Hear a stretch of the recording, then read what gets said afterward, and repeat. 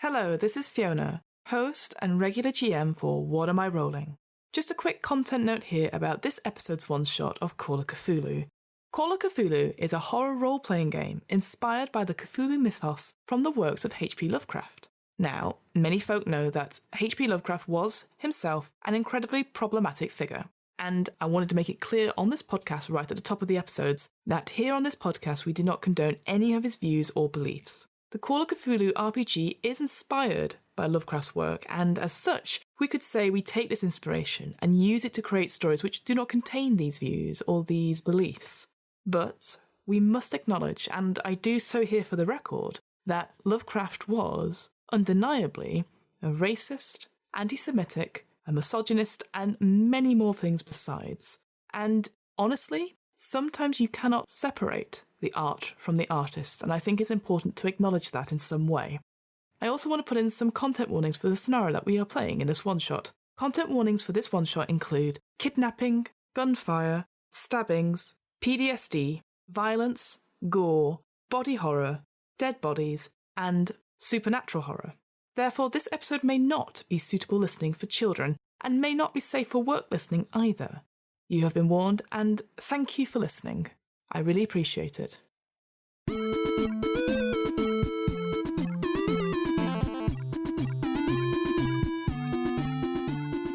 Hello, and welcome to What Am I Rolling? A twice-monthly RPG one-shot podcast, hosted by me, Fiona.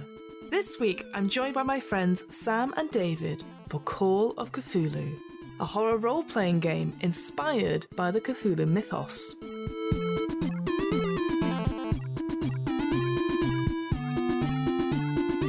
First released by Chaosium in 1981, Call of Cthulhu allows players to take on the roles of ordinary but steadfast investigators drawn into the realm of the mysterious.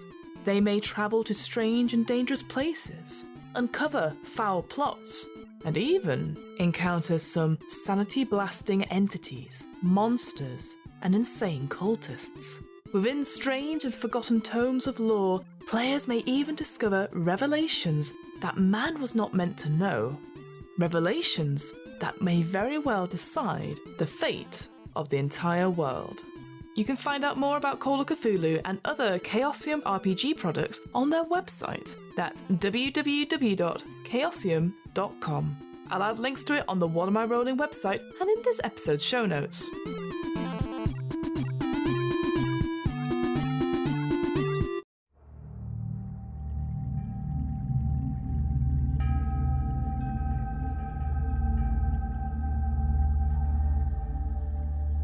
So here's how Call of Cthulhu works.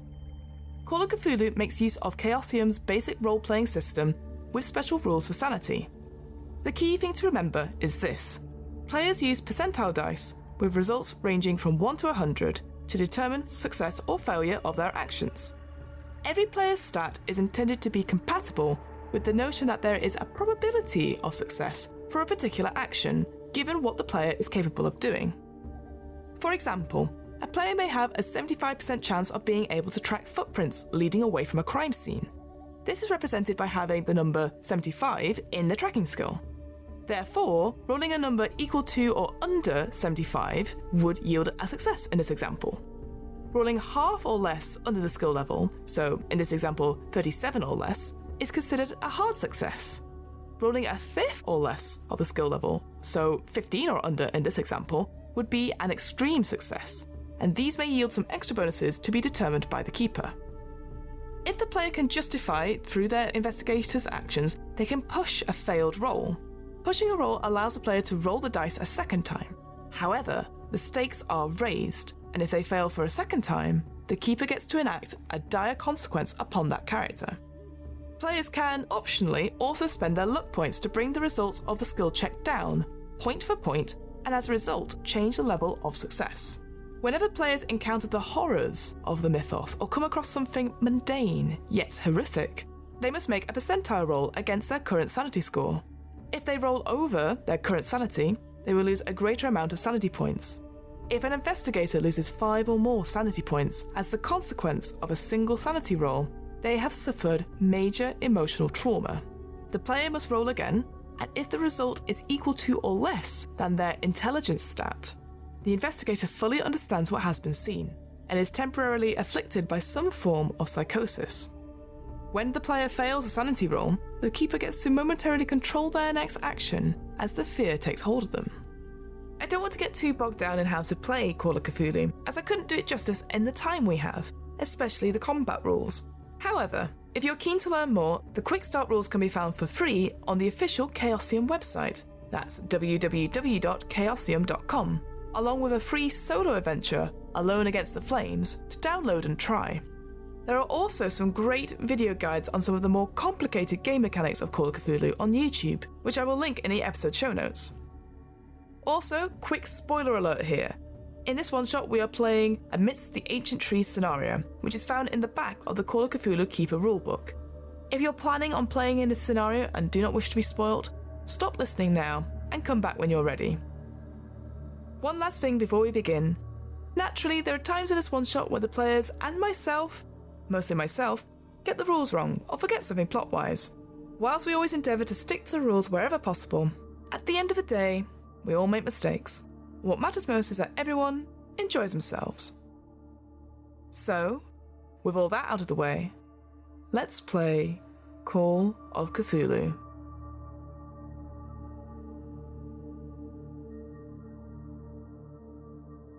Well, welcome to Call of Cthulhu, my friends. Why don't we go round and discuss or talk about our characters? So we'll start with you, David. Tell us, what's your character's name and what's sort of their backstory? Well, my character is Mr. Alexander Ryan Greylock, a writer and veteran of the Great War. He is 6 foot with medium-length black hair and pale blue eyes, heavy stubble, pale countenance. He holds himself tall, but his eyes frequently dart around from time to time, his attention always being drawn, fixated on the dark corners of each room. He's a novelist and a playwright, but lately he's not been very successful as his writings have strayed more into the occult, and as such, the money has started to dry up. And Sam, could you introduce your character and what's your backstory? Sam has not prepared quite as well as David. You just make it up on the spot. I will be playing as Miss Jessamine Alderton, a bit of a dilettante. She sees herself as a purveyor of the arts, but considers little worthy of her sustained attention. She wears like a cloche hat over short bobbled brown hair, green coat with fringe fur wraps, and underneath that is a beige walking suit paired with a sturdy pair of mid-heel Oxfords. She's quite confident. She comes from a relatively wealthy background, and this, is a way of her to kind of see the world. I realised I didn't actually say what I'm wearing. Do you want to say what you're wearing? I would now. I didn't realise we were doing outfits. You That's can. My bad, not Sam. You can. If you wish to. Fine. Go for it. What are you wearing? I'm just imagining stubble. All the way down. All over, like Chewbacca. Alexander is wearing a kind of old, slightly worn, cheap suit, which is kind of, it's a bit sort of dirty, it's a bit patchy in places, but there is a very well-maintained Great War trench coat that he doesn't go anywhere without. Think Luther if you want a... Oh, very cool. Yeah. 1920s Luther. I love it. Pretty much. What is your reasons for visiting Bennington, South Vermont? Miss Alderton? Mr. Alexander Ryan Greylock, my companion, is a very talented writer, I think you'll find. But he's, well, how would you describe it, Alex? I am enjoying somewhat of a creative drought. We both heard of the stories and fabulous occult tales of this place, Beddington, Vermont. And so we are off travelling to unblock his block. Yes, very kind of Miss Alderton to provide the necessary financial aid for this trip. But I'm sure this shall provide us with something that we can turn into a success when this is over. Very, very good. So I would say it suggests that you've been in Bennington for a couple of days, staying at a reasonably priced hotel, separate rooms, of course. You know, you don't want to have any sort of gossip going around. I could not do with a scandal. No. And you've noticed around Bennington itself, there's been buzz of news and gossip. You just see these sort of posters, sort of wanted. You see the names sort of Sidney Harris, Eugene Clayton, and Christopher Dobbs, and their sort of portraits sort of sketched sort of hurriedly on these posters. Wanted, £5,000 reward. And underneath, maybe, again, just having a glance at them, because these posters are appearing everywhere across the streets, you see that these people are wanted for the kidnapping of a local woman called Jane Strong. And you've probably gathered this from your spending your time in the library at Bennington. Lucas Strong is a wealthy business owner. Really is on the waterboard for the whole of South Vermont. And naturally, there has been gossip about his business dealings and such, but it seems almost too perfect that something like this would befall the Strong family. And Jane being kidnapped is not welcome in his town. There's all this sort of talk about Jane herself being quite a headstrong girl, a bit wayward, just how gossip sort of flies. My kind of woman. Exactly, actually. You get the impression there's a lot of old fuddy-duddies as well, talking about like, oh, that Jane, oh, she's away with the boys. But then this sort of talk about this kidnapping has actually shook the town of Bennington. The streets are abuzz with the news and gossip about a gunfire that happened last night on the edge of the forest outside of town. There's talk of police cars, sirens, shotgun blasts, and escaped kidnappers. The locals are saying that 3 gangsters were killed and 2 police officers were shot. Some say wounded, others say dead. Posters are going up around town saying the sheriff is organising a manhunt to find Lucas Strong's missing daughter, Jane, and to catch the escaped gangsters. Everyone in town is invited to the meeting at the police station, and rumour has it that Mr. Strong has announced a $5,000 reward for the safe return of his daughter. Now, considering sort of maybe the draw of money, maybe the draw of other things, would you say is something that would pique your interest, perhaps, going along to this news? Everyone is invited to go. I would say the money is a plus, certainly. But, well, if we can get Mr. Strong to support us, then he may wish to do us a favour when it comes to financing the next play.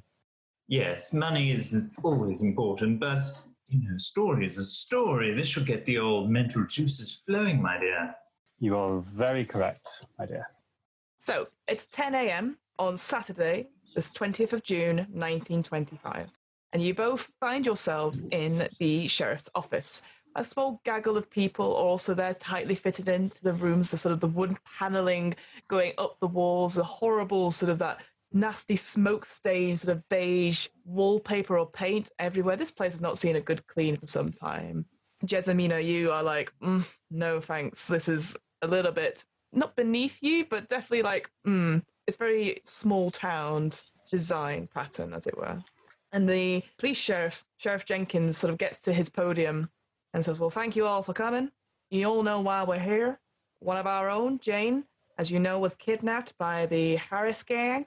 And I just want to fill you in all on the details before we set out into the forest. As you know, Jane was taken from us maybe a couple of weeks ago, and we've been having a back and forth between the Harris gang, in particular Sydney, and with Mr. Strong, and he points to the back of the room, and maybe you turn around and you see Lucas Strong at the back, arms sort of folded, a sort of a brick of a man, just all corners, no sort of in and out, just solid, a thick neck sat on top, no chin, just all head, red, bright red, and the look of anger on his face, seething.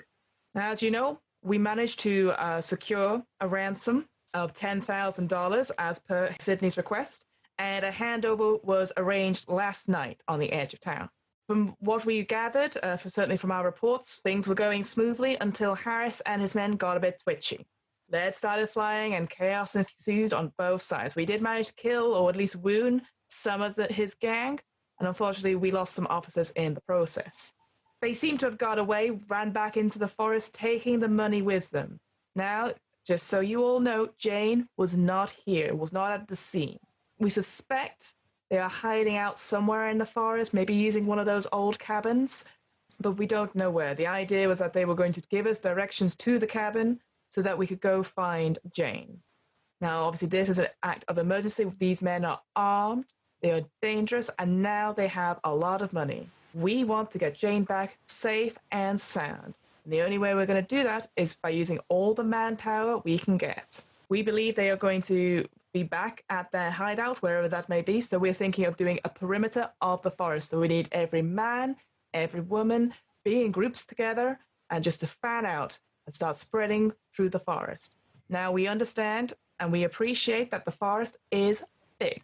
We want to be able to go up to the county line, which will take some miles. So it might be a couple of days. We are asking some of you maybe stay out in that forest for several nights. And then Lucas at the back sort of gets up, puts his hand up, and Sheriff Jenkins is like, oh, please, Mr. Strong. And so Lucas sort of comes out again, maybe pushing his way past her. He is, like I said, a brick of a man. Is sort of, I would even say maybe shorter than most people, but sort of his power and presence, it sort of oozes horrible businessman. Put it that way. There's definitely a dislike you get from it instantly, and he goes, listen here. Jane is the only thing I have left. I don't care how much it takes, but I want her back. I am offering $25 personally per person whoever joins this manhunt, in addition to a $5,000 reward for those who bring her back alive. And there's lots of murmuring and chirp, sort of the groups of people. Yeah, blah, blah, blah, blah, blah. As people start to be, well, we'll do it, Mr. Strong. And you see maybe a couple of workers at the back in sort of, yes, Mr. Strong, we'll do it. And you see quite a few groups of people are starting to sort of offer their services. And Sheriff Jenkins sort of says, well, thank you, Mr. Strong. That is a very mighty kind offer. Please, is there any questions, anything we can help with our hunt? We want to get as many people on board with this as possible. I sort of raise my hand from the back of the room. Go ahead. I have a question, if I may. Oh, and you actually have quite a few heads turn around and go, oh, an Englishman. Oh. Just kind of give a look to the crowd. This gang, do we know how many they are exactly? The sheriff says, well, there were 6, and we killed 3 of them last night.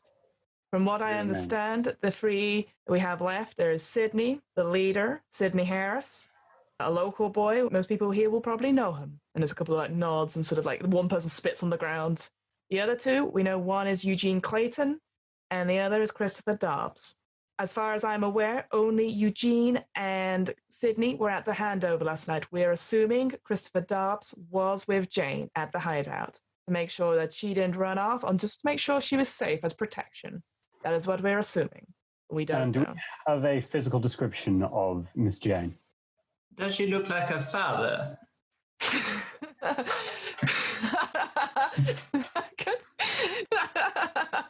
5 minutes into it and you've ruined it. No. We got to enjoy the light bits. They give you a quick description. Jane, you get the impression is about 16, long hair, sort of maybe tied back into a ponytail, bright green eyes, freckles, and this last scene sort of wearing like a grey smock. You get the impression probably well-to-do, obviously being the daughter of a local businessman, and certainly one with high power being on the water board for South Vermont. But again, like, they give you this description. It doesn't really add to any rumors about, well, from what you heard before, always sort of gossips going, oh, she's such a wayward girl. Oh, but there's the way small town gossipers work, essentially. Small town judging. Exactly. I think that's it. Miss Alderson. Yes, these ne'er-do-wells... Heads click to you and go, oh, a rich woman. Oh, short hair. Do they have any haunts or places they are known to odor? That's a mighty fine question, miss. Sydney was known to the local police forces here, so we did go check out his ma's house, cleaned everything out. He's not been there in several months. We've checked out all their usual haunts around town in Bennington, and again, no sign of them. We think whenever they were planning to do this kidnapping, they'd already moved on out to wherever their hideout is in the forest and taken and then stayed there. We also suspect that maybe once they had the ransom, because we are so close to the border, they might try and make it to Canada. And it's very important that we get them and bring them to justice for such a, firstly taking so much money illegally, and also for any harm that's been caused to Jane. Forgive me, Mr. Strong, but... Heads, back to you. I feel it's very important that we cover all our bases before we head out on the search. Did Miss Jane have any contact with these individuals before the kidnapping? What are you implying? Nothing untoward. my good man. Simply, did she know of them? Were they friendly at all? I have no idea, and I do not care for any insinuation that you feel towards these things. My Jane is a good girl, and frankly, I just want her back. I don't care if she had any feelings or not. I have no idea. I've been busy working at the reservoir. I've been working day and night. I understand. I sort of lean back, unscrew the hip flask, and I immediately push it back down. Prohibition, my man. Not in public. Thank you kindly, Miss Alderson. Shakes from the wall, you understand? Oh, yeah. So there's a few other questions and there's a sort of a sign-up sheet as people start grouping together. I'm assuming, but please tell me otherwise, are you planning to sign up to the manhunt? I imagine we give each other a look and just shrug shoulders. Might as well. At the very least, we could use the $25. Yes. Well, you probably fine, but I certainly could. It'll do for pocket change, I suppose. You are informed that the search is starting at noon, and so you have sort of 2 hours to sort of prepare yourselves. Seeming that you're both relatively new in town, there's sort of a big sort of town map of where you are. Maybe you ask someone to say, oh, what is the main things? You obviously know the library very, very well. You pointed out towards the Arthur J. Spence hardware store and the gun store. You see a couple of people going to sort of load out, maybe get a couple of guns as well, because as you sort of been told, this gang was armed. And other people are starting to pick up camping equipment and gear because they're planning to stay out in the forest overnight to make sure that the perimeter that they're going to try and put around this Paris gang is intact. So you've got 2 hours. What would you guys like to do? Miss Alderson. Yes, I think it would potentially be a good idea if we were to arm ourselves. Yes, are you a good shot, my man? Good enough to survive the war. Yes, well, not always the case. Right, let's go suit up. Agreed. Marvellous phrases you have today. Suit up is definitely not 1920s. I shall have to write some of them down for this action thriller I've been working on. What, is it called The Avengers? Except it's 1920s and he's British, so it's His Majesty's Avengers. It's just Kingsman, that's all it is. That's it, I'm writing Kingsman. So in the gun shop, you can buy a handgun, a shotgun, a rifle, a small knife, machete, small club, and a baseball bat. Those are on offer. What I'd say is that you probably wouldn't be able to get more than 2 of the items. You can't be like going into like be hunting or anything like that, like covered in like weaponry. It's not Hot Fuzz, put it that way. Oh, God damn it. I think a rifle and a knife would suit well. Okay. Or rather, as Alexander would say, by the king, is that of the Enfield? My good man, I must have it. How much? You have this conversation. You've got it. The man in an incredible South Vermont accent gives you the gun. It's like, it's so nice to talk with someone who's from overseas. I don't know. I'll get a handgun and I'll get a small knife as well. We're not big bruisery people, are we? No, but it makes sense. You want to keep yourselves, you've got a defense of some sort. So whilst you're at the gun store, I'd like one of you to make for me a listen roll. What I need you to do is roll your 2d10s and then compare it to your listen roll and tell me if you get a success. I can do that. I'm middling at those. Whilst you're doing that, I'll talk to the guy. I want to be under, don't I? Mm-hmm. Yeah, that's a fail. Yeah, there's a lot of gossip going around. There's a lot of people excited to go out into the forest. You hear snatches of like stuff saying like, well, we've not been in the forest for years. God, I've heard of ghost stories in there. Stuff about the Civil War. Way back when people would desert into the forest to try and get to Canada, but they would die there. Well, all that sort of like try to spook each other and try to sort of scare them. But other than that, you don't seem to get anything else from it. You don't really hear much about Jane. They're just all sort of trying to outdo each other about like, oh, well, I've heard this in the forest. I've heard that in the forest. But it all seems to relate round to Civil War veterans, which actually, because you have spent some time in the library in the previous days, you would actually know about, because obviously this area, as I've sort of mentioned briefly, is just below the Canada border. So people would try and desert from the Union Army and try to make their way across the border to escape conscription. Sam, did you say you wanted to talk? Yes, I was just going to try and lean in whilst there's not too much overhearing as people are busy with stuff. My companion here is from England, and as such is unused to our patriotically stringent attitudes towards alcohol. Professionals of medical nature have even warned him that cutting off supply would result in his untimely demise. I mean, just look at the poor wretch. Would you be so kind as to direct us towards a local venue where we could perhaps wean him off this terrible drink of the devil and speak easy this evening? Can you roll for me a persuade check? Should have put more charm into that one. Oh, great. Well, you can use you can use charm if you want. If you've got charm. No, I think you're right. This is more persuade. Are you trying to be charming? I'd say. She's always charming. I would have sweetened him up more. Okay. Fuck. That wouldn't even been good if it was charm. 76. That's so a fail. The man sort of looks at you and is like, I'm sorry, man. And then someone else grabs him and is like, I want these things. And you're like, oh, and sort of gets distracted by it. So he doesn't really have time to react. But from his face, he's like, from what he saw, it probably wasn't a good thing to ask about. I'd say it was quite easy to get the guns and stuff. So you still have a little bit of time before meeting at noon to go off. So is there anything else you'd like to do? Okay, some more outdoorsy boots. Easy enough. Yeah, there's a general store nearby. Should we get camping equipment? I mean, it is dire, and I hope we don't have to use it, but if it becomes a necessity... Yes, that's quite the idea. I was also going to suggest, well, I've heard some interesting rumours about this forest. I was thinking after that, maybe we could head back to the library and pick up what information we can, see if there's anything that would maybe paint a more natural conclusion as to where this cabin might be. The gold idea, Mr. Greylock. Positively gold. Thank you, Miss Alderson. But camping equipment first. No, let's prioritise. Easy enough again. Like it feels like they are definitely selling quite a few. There's like, cooking equipment, camping equipment. There's definitely enough left. So I will say that you easily get what you need for at least 2 people, maybe 2 separate tents. I'm assuming again that you're having it separate, and the camping equipment and whatnot. So that depends how much camping equipment I'm going to be carrying, because I'm going to be carrying it. I assume enough for 2 people.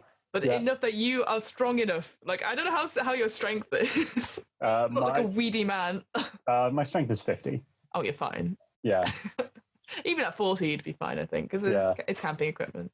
So he's going to carry the tent. I'm very sorry, Mr. Alderson, but you will have to carry some of this. Oh, yes, of course. Wonderful. Thank you. I appreciate it. I will take this, and I pick up, like, a pot. Yeah. You just hold it. Wonderful. Shall we to the library? Both of you can make a library roll. I'll say you can do it with bonus die. So that means rolling 2 of the 10s and taking the lower to get a moderate success. Both of you can do it. Oh, no, that's so close to being like an overwhelming success, but it's not. It's a hard success. And Sam? I got a 68. So no? No. You're sort of like, I think this whole library experience for you, you're not really one for books. Like, you like the concept of books, but actually, how dare you, woman? You like the idea? I'll have you know, I am no stranger to the fiction section, but I find all this wordy non-fiction stuff a little difficult. That is true. Mr. Greylock, I found one of yours. Oh, put it away. So maybe you're a bit more distracted. Maybe you're trying to think about, not one for books. Well, compared to sort of, again, you spent many days in the run up to this, so you're like, oh, not the library again. Like, that's sort of like, okay.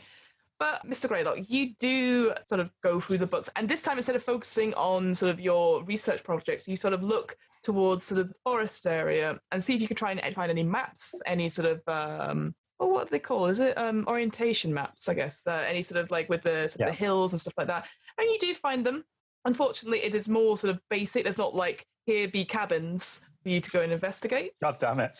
Unfortunately, but you do see a lot of things. There's more tales and sort of stuff about the Civil War, maybe some pre-Civil War maps, again, showing the sort of forest and now how since then it has become more densely populated with these trees. Again, stories about deserters into the forest. You find maybe an old article saying the Joseph Turner gang, and maybe a picture of the sort of the gang who was like a very famous sort of unit from South Vermont being conscripted. Again, another gang of sort of ne'er-do-wells, as it were, who then went AWOL and aimed to run into the forest and presumably made it across the border. But again, there's no records of them for that. You find stories about possibly a buried ancient power in a couple of books, a couple of sort of very similar to what you were sort of looking for before, but there's only vague packages here and there. Nothing necessarily that would catch your eye normally. And then you actually find sort of with that really good roll, actually with a hard success, you are starting to read some of the more local newspapers, maybe to try and get a bit more information on this gang. And actually you read a lot more about Lucas Strong himself. So as I sort of said, he's sort of been well known for being on the water board, the water committee. And his sort of main goal, I guess you sort of say, like working out his main sort of project is trying to build this reservoir up maybe about 10 miles outside of Bennington to a sort of a logging community called Somerset. And you look up maybe on the map and you see the Somerset is like on the map next to a big lake. You would surmise that that's probably where he'd want to build this reservoir. And in the most recent article, you read that he's sent out a survey team, as there's been reports of finding precious metals buried within the reservoir lake, and he has sent out the survey team to sort of scour out and see if there's any truth to this or anything like that. And it's, again, it's sort of local gossip columns. But again, you get the sense from these articles that he's just not willing to talk about these sort of things. He doesn't care about money, in a sense, like he's a businessman, but he's willing to spend that money to get what he wants. And what he wants right now is to get Jane back. If you're all sort of done, if there's a quiet point in the library where no one is looking, I have a quick cheeky snifter. Go. Oh, right. Fuck it. Do a sleight of hand. Right. This isn't going to go well. I'm not good at that. The shakes. The shakes. Got to keep the shakes away. Can I distract? How would you distract?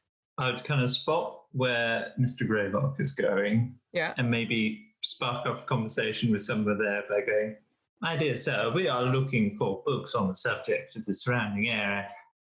Is this a good one?" And I'll just bring up like a random book. Okay, use your charm. If you get a success on it, Greylock, you can use a bonus die on your roll. What did you get, Sam? Wrong way around. Still fail. Got 97. Oh my god! Wait, bad happened on 97. I was going to say, hang on. So, what's your charm level? What is it at? 70. No, you're fine. You're fine. Don't worry about it. The guy sort of goes, "This is a newspaper." Yes, of course, sir. Who do you take me for? I didn't mean anything by it, ma'am. And so you do engage with him, but he is like, "What the fuck are you on about?" That's like, sort of like that. So David, you can make that roll, but no bonus, because if anything, she's causing more attention to you. No? 59. What I can say you can do, because we've not covered this yet, you can push the roll, so you can roll again. But if you fail, there's worse circumstances. I'll accept being yelled at. Okay, you're about to do it, and then you just see this guy, this sort of librarian, hunched man, balding with a little bit of a, like maybe a widow's peak, and he sort of turns, he goes, hey, none of that. Oh, sorry, American accent. None of that in here. No. Outside. Sorry, forgive me. Sorry. Both of you, out. If this was an establishment, you'd be barred. But we're not an establishment, no way. I'll have you know it's medicinal. As we were walking out, I just sort of whispered to Miss Alderton, "Sorry, it happened again." Fine, darling. The rules of this nation are quite absurd. So you sort of leave, maybe with, if anything, you've left a sour taste in the librarian's mouth. You probably won't be welcome back there anytime soon, which just kind of sucks for your own trip. We're not staying in this town for much longer. So, noon rolls around, and you make your way to the sheriff's office. There's, again, quite a sizable number of people there, and they start being sort of grouped off into patrols and stuff. There's like sort of 4 people here, 3 people there, and it sort of gets to you two and goes, the Sheriff Jenkins, perfect. You two are together, yeah? Yeah. Fine. Excellent. Lydia, I found someone for you. And out of the crowd steps this sort of a very sort of tall, sort of slight woman, same sort of haircut as Miss Alderton, with a bob, longish coat with boots on it, backpack with trench. She says, "Hi there, my name's Lydia. I guess you're here to go find Jane as well, huh?" Yes. This is Miss Jessamine Alderton. Charmed to meet you, Lydia. And this, my companion, is Mr. Greylock. Oh. Charm. I wish I had a partner that could introduce me. You introduce yourself. Perfectly fine. I'm sure. Perfect, perfect. And what are you doing in these strange parts? I didn't recognize you at the meeting.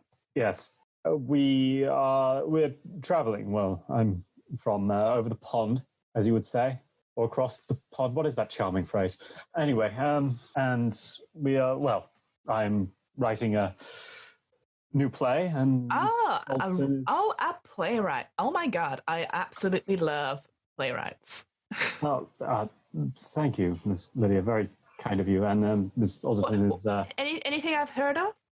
Well, there was this the soldier, which was shortly after the end of the war. Nope.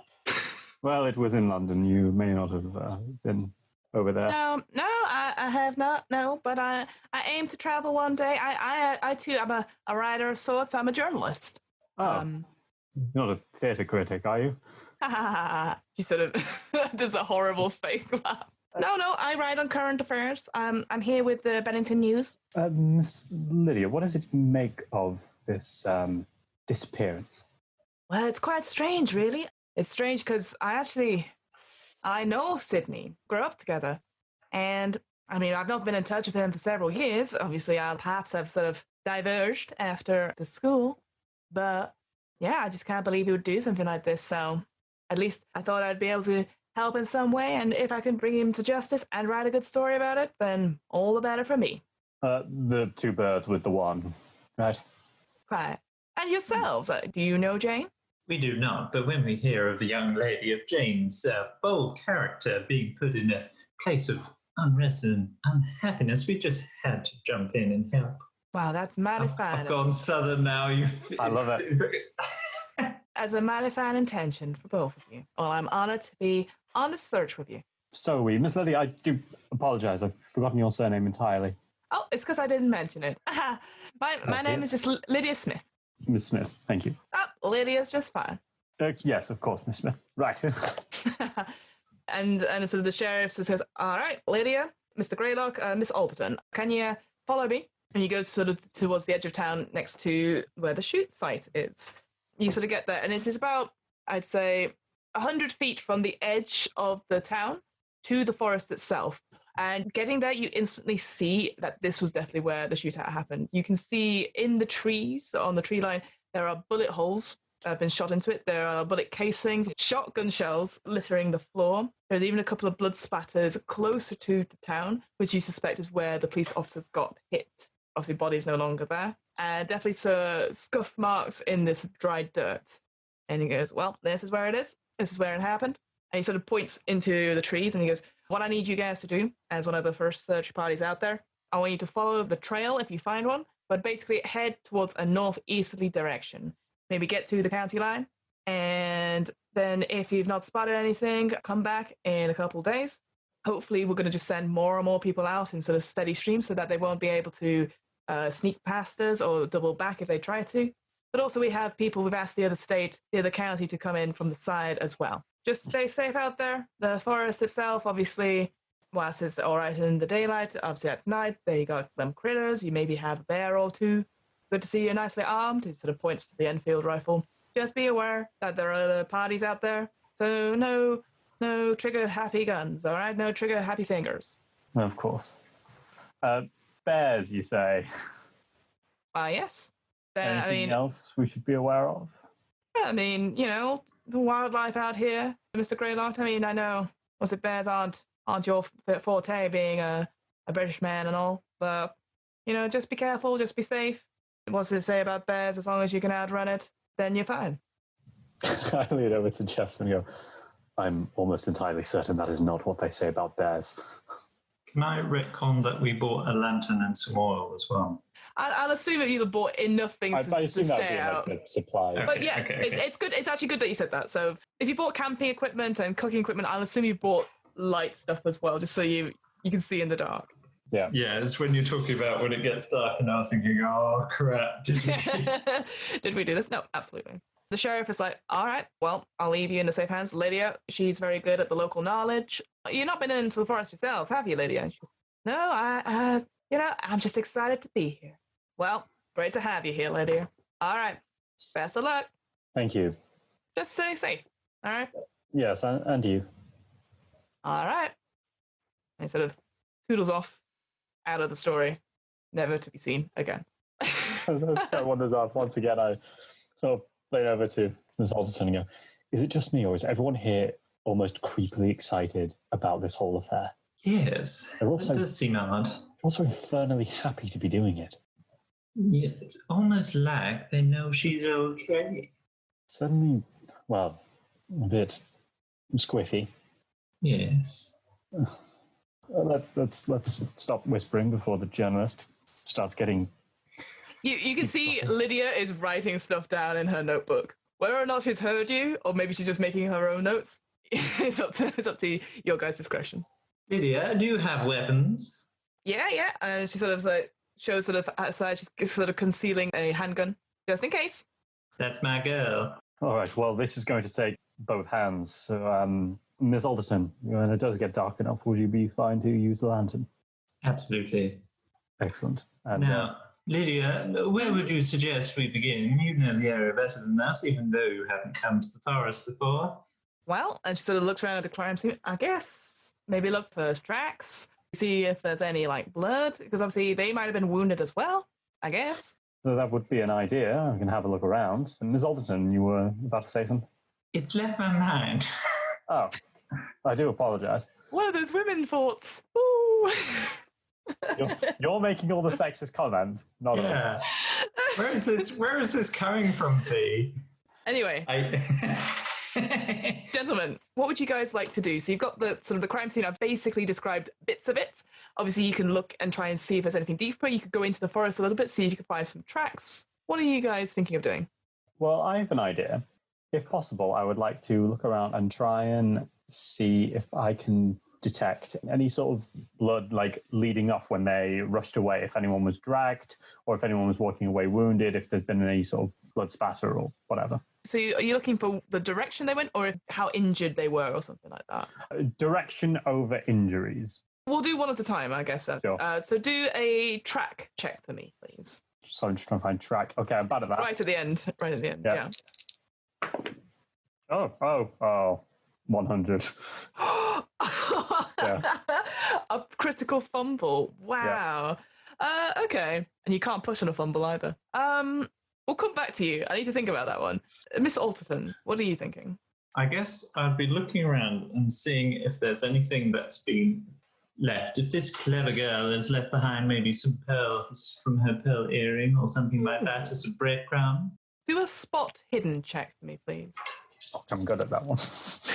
Oh, you didn't do that. Mr. Greylock, whilst you're sort of looking, right, maybe you part some of the trees and like there's like a rabbit and he goes, ee! Like that, and like sort of jumps at you and you go, ah! And you sort of fall back, looking rather foolish. Maybe you put your hand in some of the sort of dried blood going up all your arm. Yeah, you're like, ugh.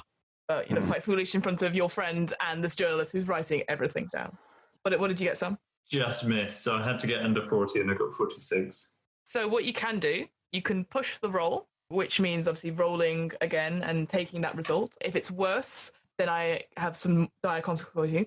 Or you could spend some of your luck to make it that check, if you want. We should. So I need to spend 6 luck to get 40? Yeah. We need to get this moving, so yeah, I'll do that. Cool, so yeah, reduce your luck by 6. You do remember, as you're looking around, you went, oh, Jane wasn't here when... yeah. So that's fine, because I forgot as well. Jane wasn't here when... So you don't find any necklaces, you don't find anything else. But as you're sort of looking around, quite close to where Mr. Greylock is, actually you find the branches breaking off and you actually spot like a loose sort of bit of garment, like a bit of coat. And you suspect that this actually would be one of the pursuers running away from the scene, getting their sort of their clothing caught and then pulling it. So you actually can track, now looking at it, you can see some tracks leading off from the scene. Hello, what do we have here? Let's follow those tracks. Oh my God, splendid. You're so good at this, Miss Alderton. You're right down there, Mr. Greylock. Yes, I'm absolutely fine. Miss Lydia, how do you feel about the prohibition laws? You know, drinking is the devil's work, so I'm not a big fan. Perfect. So you start Lydia, why don't you join me at the front so Mr. Greylock can carry on behind and check that we haven't missed anything. That sounds splendid. Oh my God, this is so amazing. I'm jumping back and forth between two different kinds of styles, so I apologize for that. I love it. Oh my God, that sounds great. Let's go. Oh my God. Oh my God, stop it. As I'm walking, I glance behind me, make sure no one's there. Just a very quick. Just the rabbits just looking at you, going fingers to eyes, back at you. I just gesture at the rifle, looking at the rabbit. Rabbit runs away. I feel better now there's whiskey in the system. So you make your way into the forest. I'm going to ask for another track roll from one of you, but it will be made with advantage because Lydia is going to try and help you in some way. So you can be made with a bonus die. But what I'm going to say before we do that, I want both of you to describe one part of the journey. So I want you to think about, like, what does this forest look like to you? What is the one thing that sort of jumps out at you going, that's an interesting thing? It doesn't have to be something like, oh, it's really strange and definitely weird. It doesn't have to be anything like that, but it's just anything that you would maybe spot whilst walking and whilst you're tracking these tracks. The one thing that Alexander notices as they leave the town behind and they head into the forest is that, wooded areas normally have a lot of kind of ambient noise, sounds of just general life, what have you. This one is very quiet and it makes them uncomfortable. Yes, as soon as you're maybe 100 feet in, 150, 200 feet, the forest gets thicker and the canopy overhead definitely starts to increase. But it is almost like what we would call in the modern days, like almost like a sound barrier. It almost feels muffled in a way. There are still wildlife about. Maybe you see an odd deer or two. But the noise and the hubbub from the town, obviously before there's that excitedness, that sort of anticipation of like, we're going to get them. It's so different in that contrast. And you really feel that contrast. Absolutely. The other thing that's noticed is that there are a lot of trees, say pine trees, things like that, which traditionally would be straight as an arrow. But in the forest, some of them are gnarled and twisted, not enough to be overly unusual, but you see the old pine tree kind of curving round into almost like a corkscrew, and it's just wrong. As you go in, it's not every single tree, but definitely as you get further and further in, you maybe take a glance and it's just off one side, and you maybe put your hand on it as you're sort of moving through, and you're like, oh, the texture of it's weird. And that's why you sort of look up and seeing it sort of turn like that. A very odd sight. Again, you're not necessarily a botanist or a tree surgeon or anything like that. Not one of your many passions, but you definitely think that's very strange. What a curious thing to see. And maybe a little bit later on into the journey, Lydia probably trips over like a gnarled root, and she sort of puts her hand down, and as you sort of go to help her up, and she says, "Oh, I'm fine. And you sort of pull her up, and you sort of notice the sort of the flower patch that she's sort of like fallen into. The flowers on it are like a very bright yellow. It's not really a plant you've seen before. Again, neither of you are botanists, I would say. But actually looking around, you see patches of yellow flowers that are sort of grown with weird sort of tendrils, perhaps, sort of almost like a dreamlike sort of thing. Very strange, very odd. Maybe you take a few moments, probably to make sure like Lydia dusts herself down. I've never seen anything like, oh my God, it is like the most amazing flower. Maybe she does a quick sketch in her little notebook. You've never seen anything like this before? This is not local fauna? I mean, I have never been this deep into the woods before. I've lived my whole life out in Bennington. Like, seriously, I've never seen anything like this. Can one of you make for me a tracking roll, please? Make sure you keep on looking. I made the last one. Do you want to make this one? Oh, goody. I have to get under 10. That's exactly what I had to get, so don't worry about it. With advantage? Well, how about this? I would say you could either do a tracking roll or a spot hidden. Oh, I'm good at spot hidden. You want to do spot hidden? This one's not going to be with advantage, no. Okay, fuck it. 77. 77, okay. Again, you could always push the roll if you want, or you probably wouldn't have enough luck to spend on it, so yeah, you not probably can. 45, I don't think. Could push it. What do you think, Sam? If you get a better roll but it still fails, is there any penalty? If you fail, there is a bad outcome. A worse outcome than I already have. If you failed it. Yeah. Okay. Yeah, I'm good. Good. So you get to a point, maybe a couple of hours into it, the light coming through the canopy of sort of the greens, the oranges and yellows from above, and you get to a moment and you stop. I think by this point, Greylock, because obviously you've sort of maybe gone ahead just because you're trying to pick out the tracks themselves just seem to disappear. And you maybe look back and you can definitely see where you've come, but they're getting harder and farther. That's almost as if the person who was running away has either disappeared into thin air or you're just not sure. There's too many options, and you're sort of like, fuck. Can you just remind me again what you guys are wearing?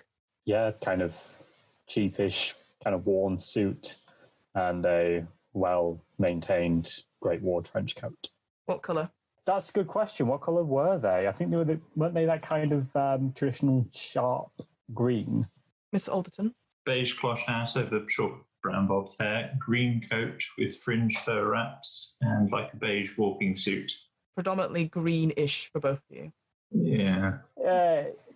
Mine's like kind of darker green. Think sharp, the uniforms in that one. Oh, perfect. Good to know.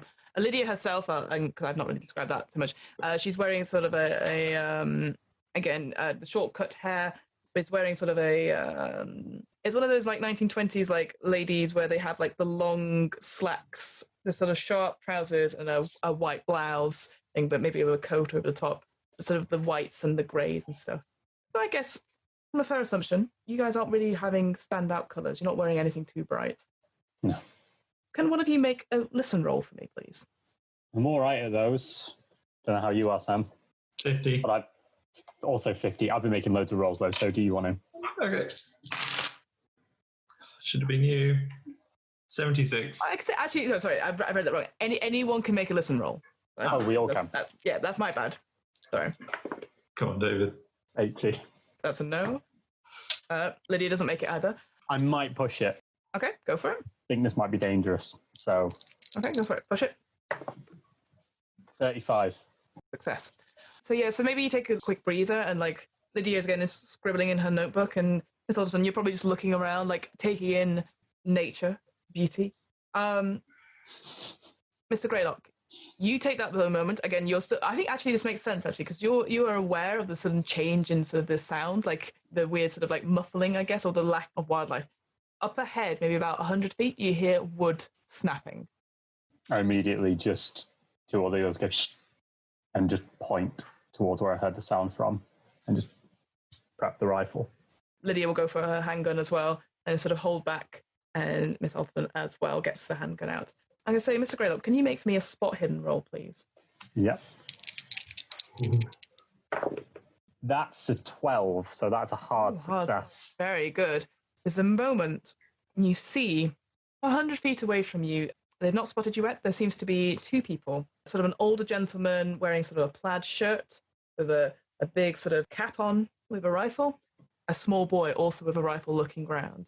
With that good check, you spot them and you see that they are hunters. They're sort of looking around. So they don't look like the descriptions of Sydney and Eugene Clayton, but they are hunters in the wood. Okay. I'm going to sort of quickly whisper to Lydia, do you recognize either of these people? And now that you pointed out, no, I don't, but it makes sense. There are hunters in the wood. Maybe you should shout to them because, well, we're not really dressed. We could get shot at if we're not careful.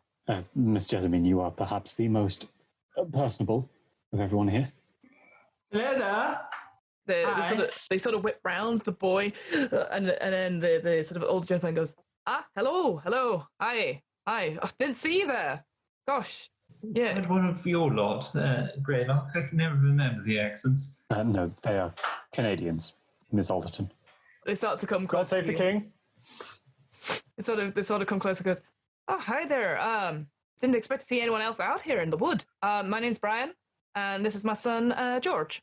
And George just sort of like steps behind his father, just sort of like, both with the guns down at the sides. What are you doing out here? Well, we're looking for a missing person. Oh my God. A young lady of age 16 seems to have been kidnapped by a group of ne'er-do-wells. Anything you've heard or strange happenings in these forests of yours? Well, when he's out of our forest, no, sorry. We're actually up here from not Canada. We're here from Boston. We're actually on a hunting trip. Me and my neighbor, Brian, the Halls. It's fine, you won't know them, but we're basically me and Brian. We are here to teach our sons how to hunt. And we heard that South Vermont has the best place for these things. And so we came here to hunt. We've been out here a couple of days now, 3-4 days. Hadn't heard anything about a kidnapped girl, though. That's so sad. Yes, we have quite a few people actually searching through these woods for. Oh. Yes, so I would advise that you both be quite careful. Remain on your guard and try not to shoot first. Well, thank you. Well, like I said, we didn't know there'd be anyone else out here. I don't know how much you know about these woods. Hunters tend not to go too deep inside. The game's better on the outside, you see. Well, that seems almost illogical, doesn't it? Surely the deeper in the woods, the more game you would find. Well, that's what I said, and that's where the holes have gone. They've gone deeper into the woods to try and find the better game. But now, me and George, we decided to stay on the outside. We just bought a couple of deer. That'll suit us fine. And you see George sort of looking down at his feet, sort of nods, shoves his feet through some of the leaves on the ground. Do they have any deer with them? No, they don't. You say you got a couple. Oh no, we're trying to hunt deer, but obviously letting the kid try and have a go. It was their first time hunting. Naturally. Yeah, well, we'll probably be heading back to town anytime soon, anywhere, because Georgie, and sort of like punches his son's shoulder. Georgie's a bit scared of the forest, aren't you? And he's sort of, no, stop. Like, does it like being embarrassed for the strangers? Don't worry, Georgie. When you're older, you'll fight any of these monsters, huh? You said there was another group, the Halls. Was that right? Yeah, our neighbours. They've gone deeper in the forest. Brian and Alistair, they wanted to try and find some of the more elusive game in here. We said we'd meet up with them in a couple of days, just to see how they're doing. But, like I said, Georgie's not too fond of the dark in the forest. Quite understandable. And you see Georgie goes, not the forest. It's like being really, as I would say, moody 14-year-old kid, like very long, lanky, really curly hair, freckles, like, hands up here, like very defensively. I lean over to Miss Alderson and go, forgive me for being quite blunt, but he is a 14-year-old boy. Maybe ask him what is he scared of. I think he'd be more receptive to you than me. I could try. It doesn't hurt. There's something quite odd about this place.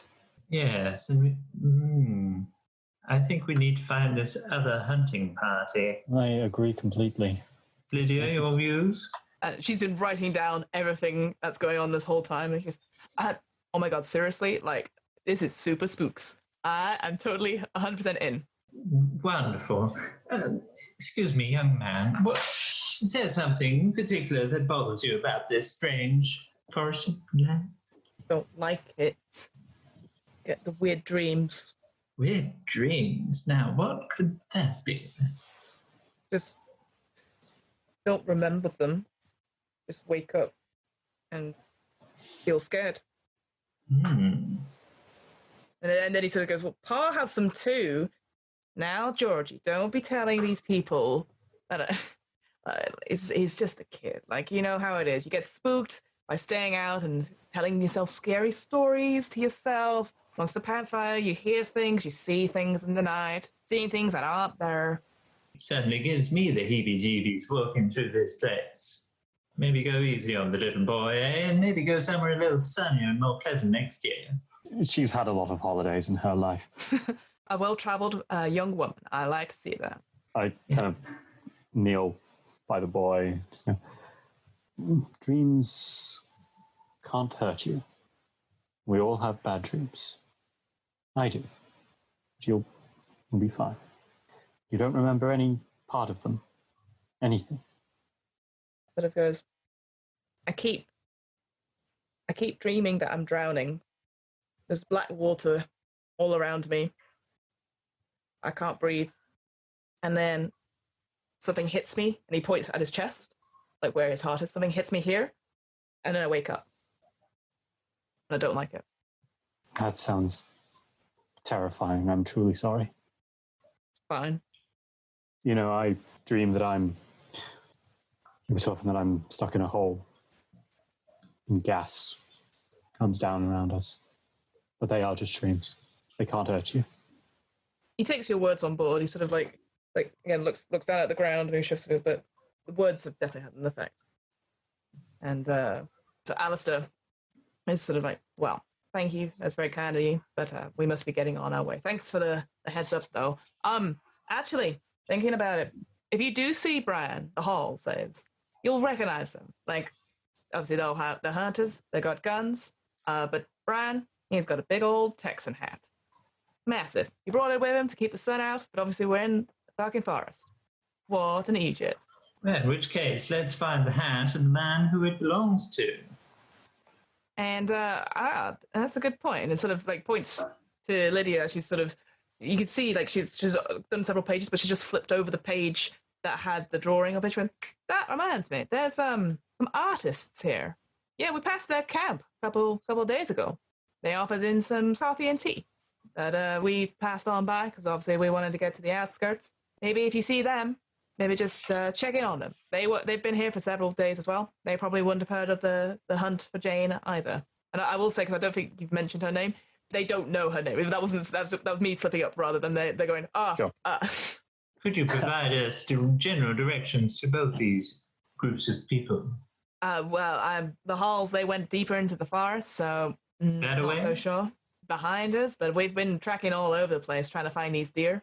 The artist, he's sort of like, if you head towards Somerset, the small logging community, they're maybe a day's out from there. But, I mean, unless you got a compass, or unless you got some way of tracking yourself, because there ain't no hills around here. We were trying to find maybe some high ground to see if we can do some landmarks and stuff.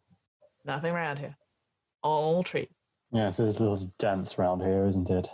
As much as I would kill for some tea right now, I think we do have a job to do. We'll keep an eye out for your friends, though. That's mighty kind of you. Miss Alderton, anything else you wish to add? Nothing, my dear. All right. Well, I wish you luck with your trip. And they are just dreams. Yeah, just dreams. Yeah. Don't worry about it. Well, safe travels, and I hope you find her. And they sort of head off up the track where you've gone, where you came from. And you see them disappear off. That was... He's writing it all down. Odd. Yes, quite unnerving, the boys' tales. Very specific. Hmm. From what I understand of psychology, more specific, the dream normally comes from experience. A passing thought. I might be wrong. I never remembered my dreams. Sounds fortunate. Shall we? Yes. We head towards the forest. Looks like it's thicker. Oh, do we have a compass? I assume you do have a compass, yeah. Okay. Because you got. I'm going to assume that you have everything you need. I'm assuming it's in camping equipment. Yeah, that's what I would assume as well. Yeah. So you could try and look for the tracks again. I'd say you'd probably do it with advantage because they've sort of pointed you out vaguely where it is, and you do have a compass, to be fair. You could try and work it out. And I'd say as well, you will have had the foresight to bring maybe one of the maps from the library, or do their version of photocopying that's not taking a book out, especially after that interaction with the librarian. Whoops. Yeah, I imagine you just quickly sketch down a copy of the map in tracking, is it? Actually, before I forget, I should actually send you a copy of the map that I took from Google. So obviously this is a very accurate map. To be able to see those state lines are genuine. Looks so genuine. So you can see Bennington on the lower left, and where they sort of were pointing to, and where you sort of noticed, so the sort of big thing I sort of mentioned before was Somerset. Off that's just over the state line, and then next to that is a lake. So Somerset is the small logging community around there, and the lake next to it. And so the way that you're sort of talking, maybe you've gone probably a mile or two to the northeast from Bennington. You are making your way there, but obviously you will need to do some tracking rolls if you're planning to keep going in that direction. Yeah. Sam, do you want to take it? Sure. It's the same for both of us. So it doesn't really matter. You could do it with bonus as well. So roll it twice. So roll the 10s twice and take the lower. Oh, not bad. Yes. You got it. Yeah, I had to beat a 10 and I got an 8. Yes. Wow, a success. Very good. Very, very good. So you start to make your time. And this time, after sort of looking at the map a bit more and maybe thinking about what the hunters said, seeing that they've not come into any contact with anyone around, they've not seen anyone or they've not heard of a manhunt or anything like that. You start to pinpoint where you think the track will go, and as soon as you do that, you see the footprints again. You see the breaking of branches and bramble, and you see like the trees. Maybe you maybe see a bloody handprint on one as it's sort of pushing its way across. We did mention it before, but Greylock, you said you wanted to look to see if they were how injured people were with the fight. Do you want to do that? Yeah, you could either do a medicine or a first aid test for me. I think I'm shit at both of them. Medicine's 1. First aid's 30. Let's go for first aid. First aid, yeah, that makes sense. That's a 36.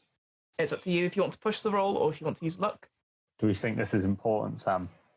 Well, figuring out how injured they are. How wounded they are. From the blood, darling, we can assume they're pretty in a poor place, but... Would this potentially tell me how recently they came through this way, like how far behind them, stuff like that? Or is that peeking behind the curtain too much? I'm going to say possibly. I think this might be important. I'm going to take it. Yeah, I'm going to use my luck. So I take my luck down by 6. That puts me at 30. Perfect. So you've got a success. Okay. So you spot the blood and maybe you have a look and you can tell that definitely 2 people have gone through here. Both of them have been injured in that one, certainly more so than the other. You can actually see now, one was definitely lagging behind. So definitely one, I say, set of blood stains. Perhaps maybe the one with the handprint. It's definitely fresher, but it's definitely been, one's definitely maybe within 12 hours. One definitely is in 24 hours. Okay. And how bad can I? The one with the handprint definitely looks properly injured. And actually looking down at the footsteps, you can see there's also the tracks as well. You can see that they're probably like, maybe they were trying to sprint or just keep running and they are lagging behind quite a bit. Whereas the other person, like, there were 2 people, one is just as clearly just has kept going, leaving this other person behind. Ms. Alderton, it seems like our gang members were running at different times. The injured one, approximately 12 hours behind. Running. How bizarre.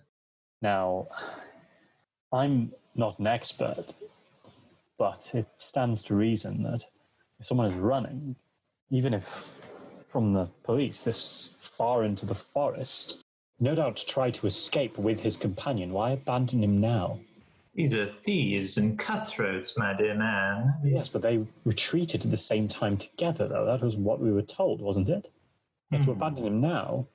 Maybe he was bleeding all over the place or something. Or they needed to get back to the hut in order to move Jane somewhere else. Lydia sort of goes, I mean, if what I remember of Sydney is true, then he would have totally left anyone behind, or he would have told the other person to go on ahead. Like, the more important thing was getting away from the police and to get out. So he would totally be someone to leave someone behind. That I believe is true. Whoever is the injured one is suddenly badly injured, and this person needs medical attention immediately. Let's hope we find them, soon. All right, well, we should keep going then. So you make headway, and you follow this track, and as you get deeper and deeper into the forest, maybe you see the odd deer sprint away from you. But again, as you get further and further in, it gets darker.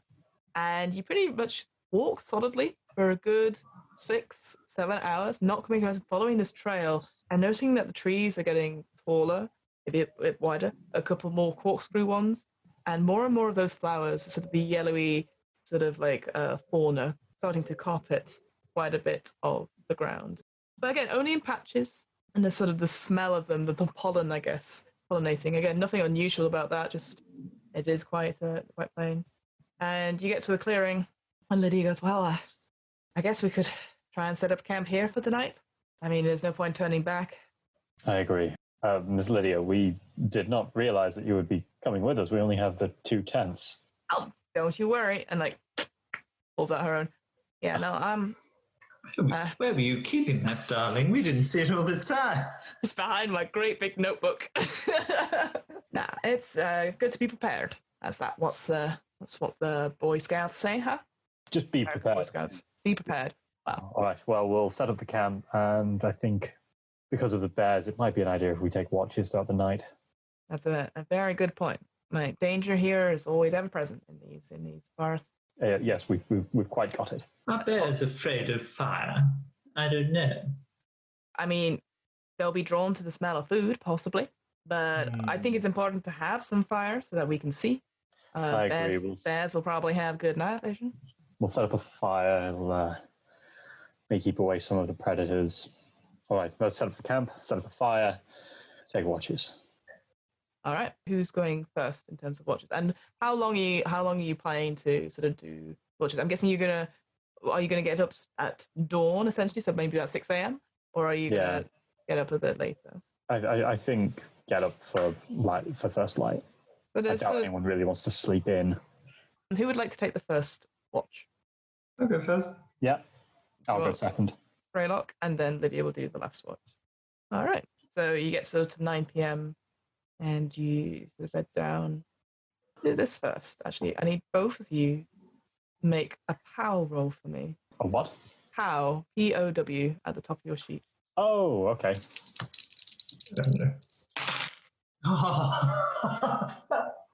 What did you get, Sam?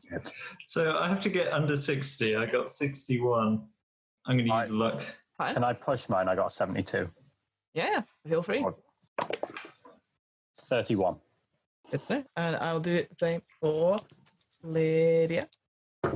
Remind me, power is like your mental stability, isn't it? Mm-hmm. Miss Alderton, if you're awake at midnight, I need you to make me a listen roll as well. Hey. Nope. Yeah, so you spend your sort of evening maybe bedding down, getting cozy by the fire, and it's strange. It's very quiet. Like you'd expect a little bit of wildlife, perhaps maybe some birds late at night, maybe a screech from an owl or something. You don't hear anything like that. And now that Greylock sort of pointed it out to you, probably at some point in the supper, you probably would have pointed it out. It's definitely silent, definitely quiet. But your watch passes without incident.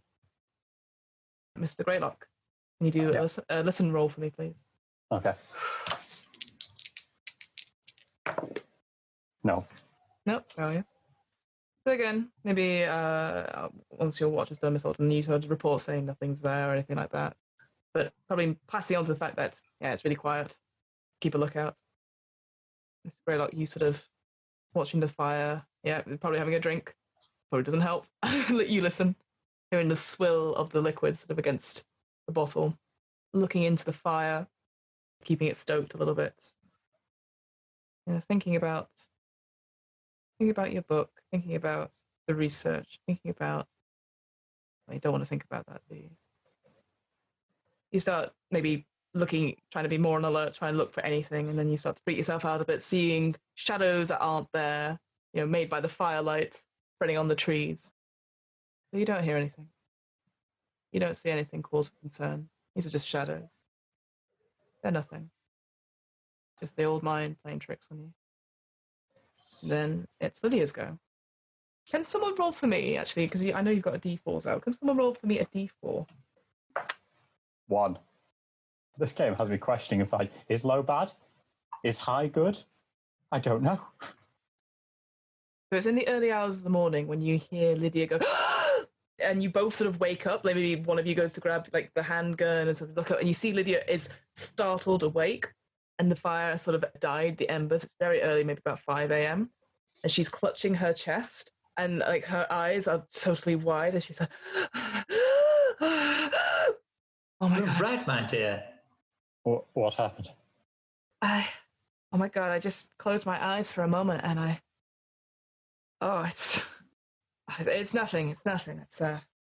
It's, I've had it's like the forest was all around me. I was walking and there's like yellow leaves everywhere.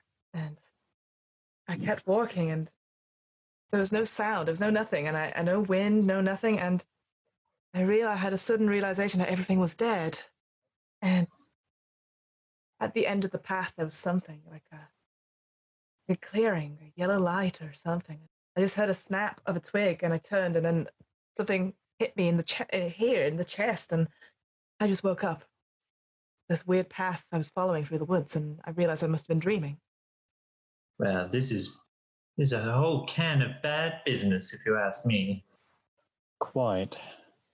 Miss Lydia, around the heart. Yeah. And she sort of points to where she felt the sort of pain. She's feeling around it, and you can see there's no, like, she maybe loosens the blouse a little bit. Maybe you go, oh, a bit awkward. Oh, Miss Austin, you're on deck. Well, both of you can see that there's no mark, there's no puncture, no anything, like no blood or anything like that. But the way she sort of holds it, as if something had pierced her in the chest. I don't say anything because I don't want to alarm her, but I give Miss Alderton a meaningful nod. Yeah, I was going to say, maybe vocalize it, because we can... For the listeners at home. Oh, sorry. It's okay. I knew what you were doing, but... I give the meaningful nod of, that's the same place as the boy. I give a fair, meaningful nod back to Mr. Greylock. We're going to have a really long, intricate conversation in meaningful nods. Just nods constantly. Yes, I too think that the changing weather is a sign of the changing of the seasons. Well, I didn't see anything. I'm sorry I let the fire die down, but call that one to luck, huh? Quite all right, my dear. You seem like you need a bit of a pick-me-up. Would you like a drink of... Oh, never mind. Let's get you up on your feet. Let's get going with a strong cup of coffee. I have coffee. I will have not the devil's juice, but I'll have the coffee. Thanks for the offer. I remain silent. I arch an eyebrow at Mr. Greylock. So, morning has come. You start to pack up the tents. I'm guessing you're going to try and still follow the tracks, see where they lead. Yeah.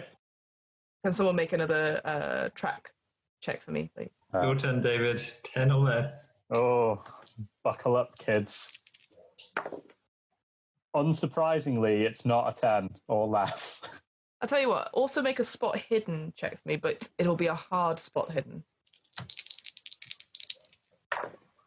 60, which would be a fail. You make your way, and pretty soon you lose the track again. And you're like, oh, God damn it. Like, you had it. It was right there. But again, this forest, it's something about it again. The trees, now you're getting deeper in the canopy over the head, the sort of the yellows and the oranges. The ground is sort of like the different faunas, again, that yellow standing out. So you constantly, like, getting to that point where it's almost like it's just there. And actually, looking around, it feels like it's getting more and more encroaching on your path. It's getting a bit frustrating. And you feel like, irrationally, that these flowers are deliberately hiding these tracks. They're deliberately trying to dissuade you, but that's such a stupid thing to think. You make your way, and suddenly you come across a road. Sort of, you get to the path, and it's cutting across your path, and you see tire tracks on it. One of you can make for me a navigation check. Ooh, not bad at those. Then you should probably take it. I say not bad. 40. Ooh, 13. Nice. Hey, very good. Which is hard success. Yeah. Very good. So now that you're at sort of a little bit, sort of almost like a breath of fresh air, as you step out onto this road, you're like, oh, and you didn't realize before about how claustrophobic actually being in that sort of bit of the forest was. Stepping out onto the road, you can see it goes for like a good mile, in either direction. And actually working out, and then maybe grabbing the map from Greylock, you work out that actually the track is sort of going to north. It's going towards probably Somerset. And now you sort of click, oh, maybe this is a road they use go towards the lake and the logging community. Helpful in these times, at least, because you were trying to go into that direction. And as you're starting to sort of maybe use the road a little bit, I'd say, maybe just go down maybe 50 or so feet to see if you could, I don't know, get a bit more of your bearings. You hear behind you, in the distance, the rumble of an engine. What would you guys like to do? I'm tired of walking, Mr. Greylock. Shall we hire a car or hitch a ride? Yes, but let's. Does this look like a commonly used road, or more like a pathway in the forest? You can either do a track or a survival check. Shite at both of those. I guess I'm just going to make a track check then. Go for it. Unsurprisingly, it was a fail. I mean, it's a track in the forest. It's definitely a road. You can't tell how well used it is, though. Let's see what it is. But maybe let's everyone be a little more subtle about why we're here. Just until we know who these people are. Lydia goes, quite, I think, and she definitely stows the handgun and said, let's not make enemies of people, right? So we're nature enthusiasts trying to spot a bear in the woods, something like that. Miss Lydia and I are carrying our notebooks. So are you just standing on the side of the road, or are you trying to wave down whatever comes? Or Yeah, well, I think we'll wave it down as it comes, although the charming one may do that. Easy enough, like a beautiful young socialite in a green like sort of coat and dress and beige walking suit. A truck comes from the sort of the south, comes close and does stop. It's clearly like a very well used sort of pickup truck. A couple of dents in the front, but again, nothing untoward, nothing out of the ordinary per se. And out of it steps a man about 40 years old, great big sort of bushy beard. I was going to say bristly beard, but no, we'll go bushy beard. Bushy beard. A little bit thinning on top. The hair itself sort of like speckled with grey. Can I help you there? Good morning, my good man. I'm afraid my companions and I have got rather lost in the woods. You see, we've been doing a little bit of a nature hike, looking into the local fauna, you know, that kind of thing. Right. I don't suppose we could hitch a ride with you, good man? Wow, I don't usually find people out here so far into the forest. I'm on the way to the reservoir, but can't usually take members of the public in there. Sorry, my name's Mr. Stanton. James Stanton.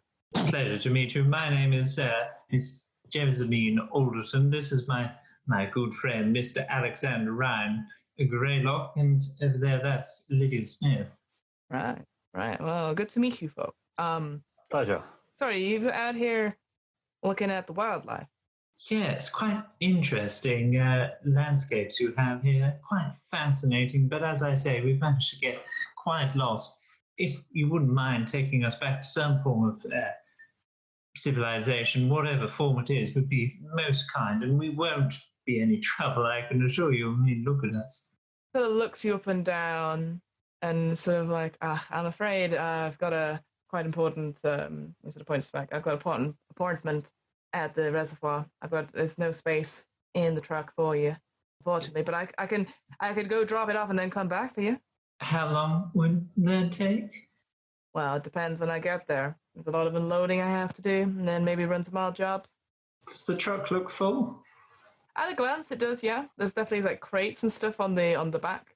How far is this reservoir from here?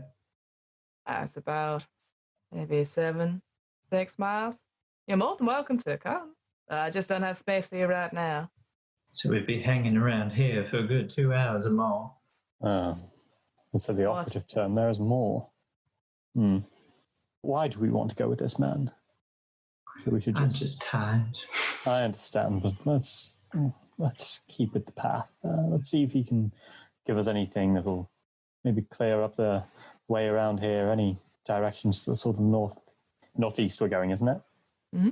Yeah. Anything that he can give us direct a bit more northeast? Northeast. Well, you can follow the trail a little bit around here.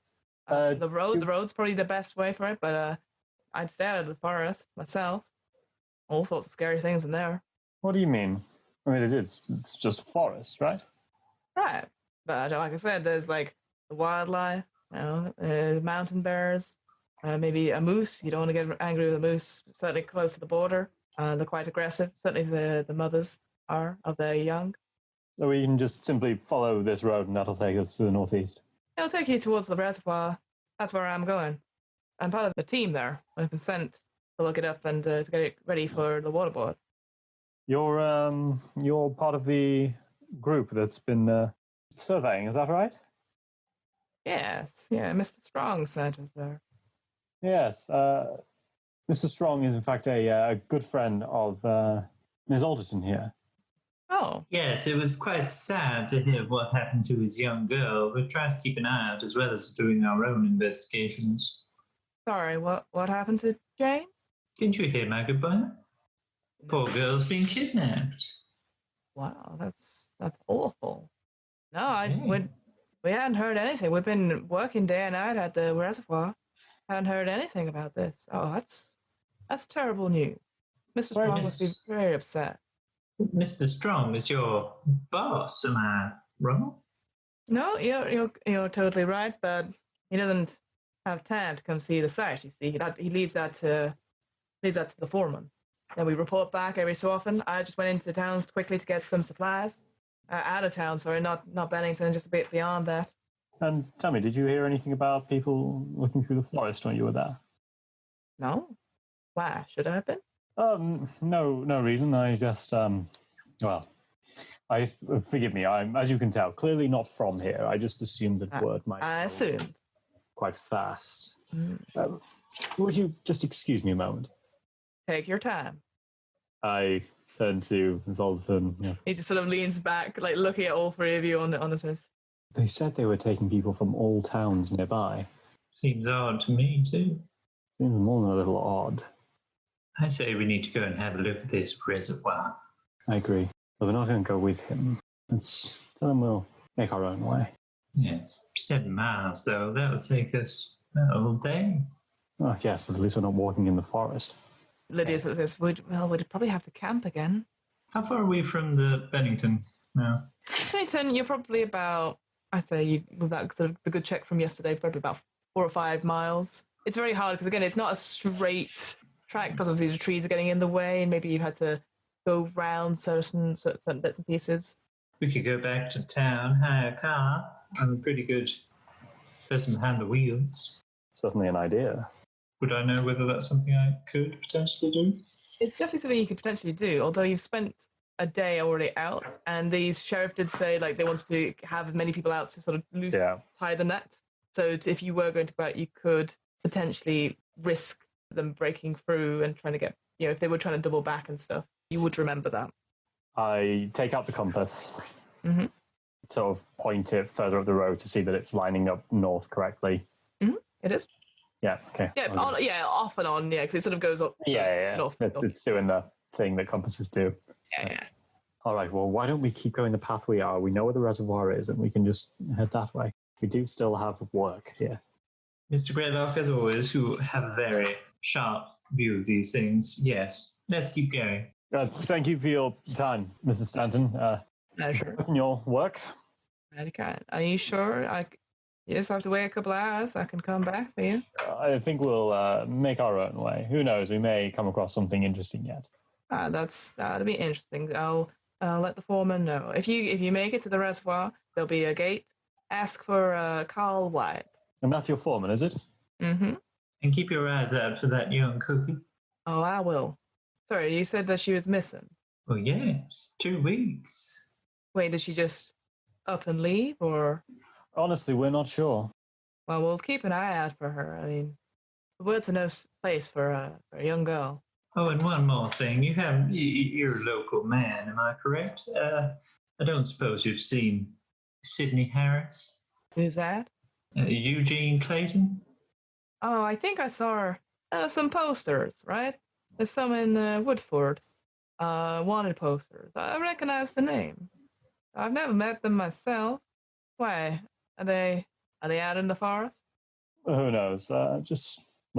You'll have to forgive me. They are an old acquaintance of mine. Someone I knew from back in the war. Fair enough. I just, you understand that the reservoir is Mr. Strong's pride and joy. If any trouble comes up happening there, but we need to know about it. You understand, right? Yeah, yes, of course. Right. Well, it sounds like you're doing a spot-on job there. Well, if you make it up there, maybe we'll take you on a little tour. Brilliant. Thank you. Well, we'll keep an eye out for Miss Strong. Of course. Safe travels. And sort of and see you, my friend. Gets in the car, starts up the engine and drives. And goes into the distance and then disappears. Will Mr. Greylock and Miss Alderton get through this forest and find Jane? Or will something or someone get there first? Find out next time on What Am I Rolling?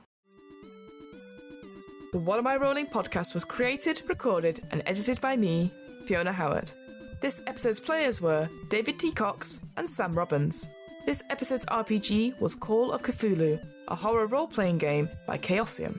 You can find out more information about Call of Cthulhu and buy related RPG products on the Chaosium website. That's www.chaosium.com.